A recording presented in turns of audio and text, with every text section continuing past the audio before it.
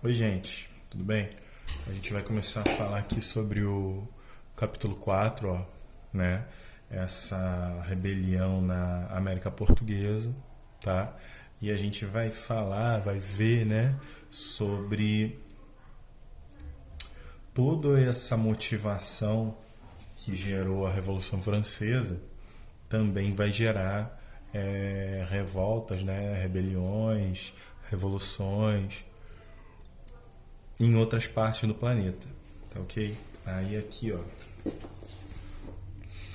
o capítulo, né, ainda aqui começa a dar segmento, ó, falando, ó, na segunda metade do século XVIII, ou seja, a partir de 1750, mais ou menos, ideais revolucionários que circulavam em países europeus foram trazidos ao Brasil. Aqui, essas propostas se aliaram a uma insatisfação crescente com a coroa portuguesa, com suas medidas autoritárias. Esse contexto ocasionou duas rebeliões na colônia, as conjurações mineira e baiana, tá bom? Gente, isso acontece antes da Revolução Francesa, ok? Isso aqui, a partir das motivações da Revolução Francesa, também vão motivar outras regiões no planeta, como por exemplo o Brasil, tá? Que estava passando pelo período do ouro, né? A descoberta do ouro, toda essa questão aí desse movimento do ouro, né? Vai gerar uma insatisfação porque a coroa, por querer mais ouro, começa a apertar, vamos dizer assim, né? A cobrar cada vez mais impostos e isso vai gerar sérios problemas aí para os produtores desse minério do ouro, tá? Aí, ó, conjurações no Brasil no século XVII. Nos capítulos anteriores, conhecemos algumas transformações que ocorreram na Europa no século XVII. Verificamos que foi o Iluminismo e como esse movimento influenciou e enfraqueceu o antigo regime francês. Além disso, analisamos a influência do liberalismo da Inglaterra com o surgimento de novos modos de produção e da economia de mercado. Tá? Ao longo dos anos, essas ideias também circularam no Brasil. Membros da elite costumavam estudar em universidades europeias e trazer com eles as propostas iluministas. Livros que abordavam esses temas também eram trazidos ao Brasil e contribuíram para o desenvolvimento de ideias de liberdade e autonomia. Ok? Então, o que a gente está vendo aqui? Que as mesmas ideias do iluminismo que vão influenciar as revoluções na Europa também vão influenciar revoluções aqui no Brasil, tá? Como, por exemplo, né, a Inconfidência Mineira, que a gente vai ver a seguir aqui, ó.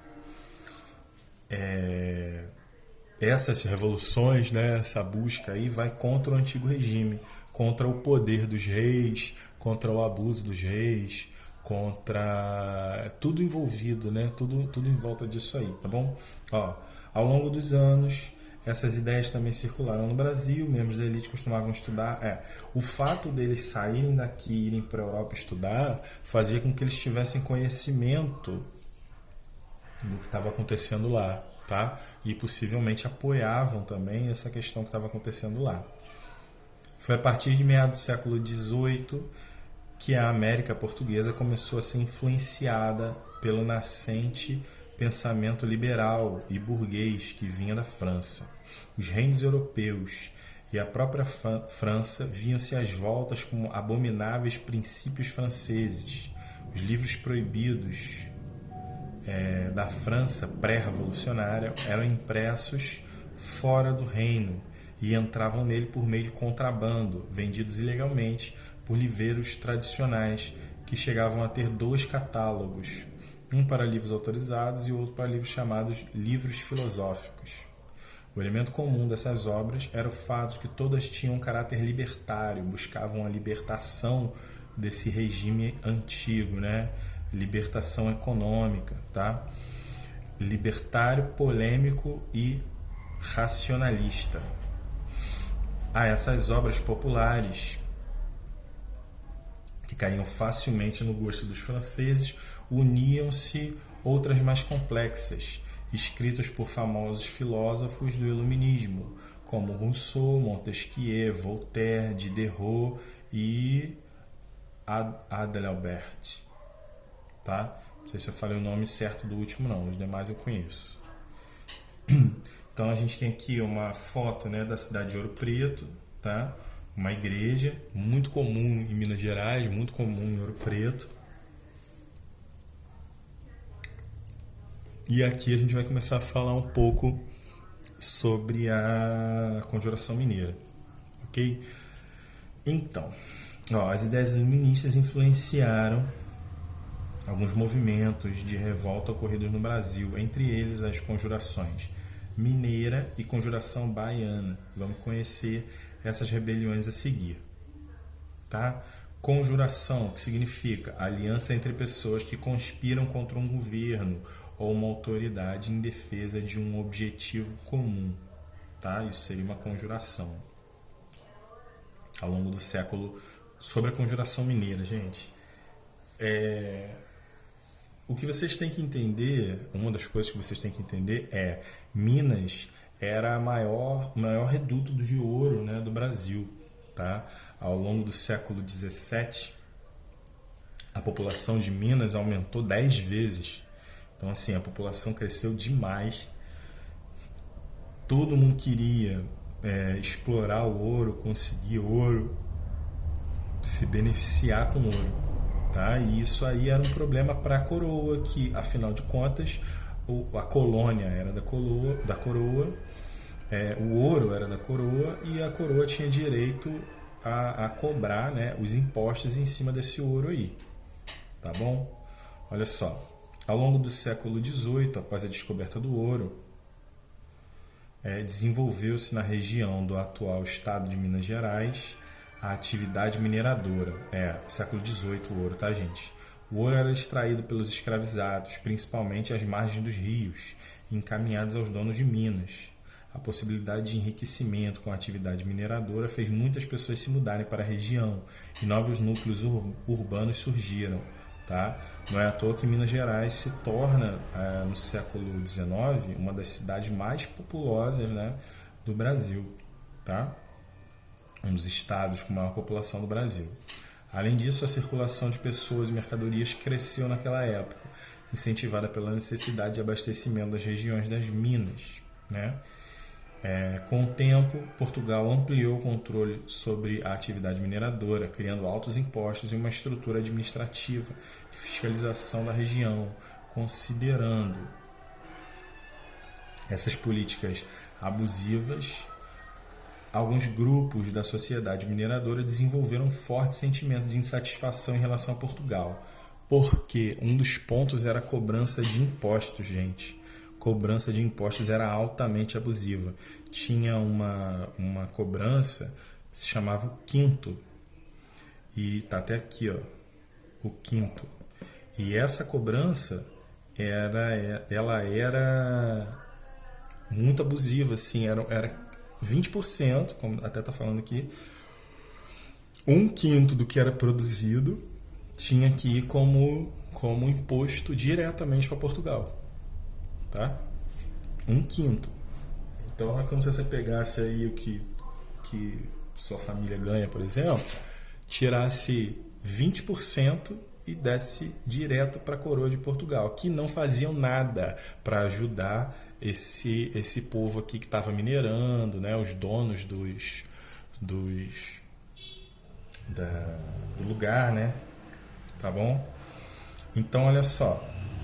Com o tempo Portugal ampliou o controle sobre a atividade mineradora, né? Aí vai criar, esses altos impostos com uma estrutura administrativa de fiscalização da região. Considerando essas políticas abusivas, alguns grupos da sociedade mineradora desenvolveram um forte sentimento de insatisfação em relação a Portugal. A situação se agravou com a circulação dos ideais iluministas entre os setores da elite mineira, que passavam a reivindicar maior autonomia e liberdade diante do domínio português. A partir de meados do século XVIII, o esgotamento do ouro, em parte das minas, gerou grandes preocupações para a coroa portuguesa, que ameaçou ampliar a derrama. Tá? A derrama, gente, era essa questão desses impostos. Tá? Uma cobrança forçada que se fazia às pessoas que tinham dívidas com Portugal. Então, essa ideia dessa derrama e o quinto gerou uma grande confusão, né, para Minas Gerais, e gerou um grande problema, porque a riqueza toda que existia em Minas não era usada por Minas. Tá? Aí, esses revoltosos, esse grupo, né, tinha planos. Ó. Em 1789, né, a ameaça da derrama gerou muitos conflitos entre a população e as autoridades locais portuguesas. Grupos da elite de Vila Rica, atual Ouro Preto, organizaram então um movimento de contestação que ficou conhecido como Conjuração Mineira ou Inconfidência Mineira. Tá bom? As principais reivindicações dos revoltosos naquela época eram, aí tem aqui, ó, marquem, tá? É importante. Cancelamento da derrama e perdão das dívidas do governo português, ampliação da autonomia política de Minas Gerais, né? Minas Gerais era uma província na época, criação de uma universidade na região de Minas Gerais, educação, maneiro, importante, tá? Autorização para a instalação e funcionamento de manufaturas, né? Espécies de fábricas da época, tá? Instalação de um governo de caráter republicano, república, eles já queriam a instauração da república, tá? Que vai acontecer 100 anos depois da república no Brasil, praticamente, mas eles já queriam. O levante dos conjurados contra a coroa foi planejado para acontecer no dia da derrama. No entanto, o governo foi informado do movimento e prendeu muitos revoltosos antes mesmo de iniciarem a manifestação.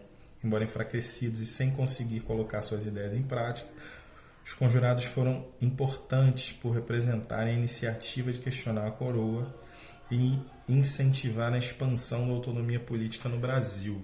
E aí vocês vão falar sobre uma figura que provavelmente vocês já conheceram, já falaram na escola em algum momento, né? Um dos líderes da Conjuração Mineira foi o militar de baixa patente e dentista também, tá? Joaquim José da Silva Xavier, conhecido como Tiradentes. Por ter assumido as autoridades, sua participação e liderança no movimento, ele foi condenado à morte. Ao longo da história do Brasil, a figura de Tiradentes foi apropriada e reconstruída de acordo com os interesses dos grupos dominantes. Entre os republicanos, por exemplo, Tiradentes foi como um herói nacional e a sua imagem tornou-se um símbolo dos ideais da República. O dia de sua morte, 21 de abril de 1792, foi declarado feriado nacional e muitas pinturas passaram a representá-lo como mártir, né? Como o herói que se sacrificou. Mártir é isso, tá? Mártir da nação, tá bom?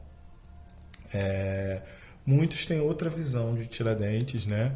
Não que ele não tenha sido um mártir, não tenha sido uma das pessoas que propôs a revolta e lutou em prol da República, mas dizem que foi só ele morto. Eram 15, se eu não me engano, mas só ele foi morto porque de todos os 15, ele era o menos envolvido com política da região, tá? Ele era um militar, era um militar de baixa patente, né? Ele era um militar menos importante, né?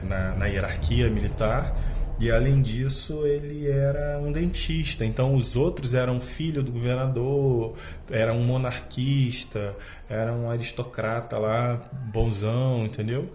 Ou um cara com muito dinheiro que produzia muito ouro. Então ele foi utilizado para ser o mártir, o morto nesse momento aqui, porque os outros todos tinham, eu posso dizer um conchavo de repente, mas todos os outros já eram melhores, não sei, tá me fugindo a palavra, mas já são mais importantes que ele no cenário político mineiro daquela época, tá bom? Ó, façam as próximas páginas, valeu gente, um abraço, tchau.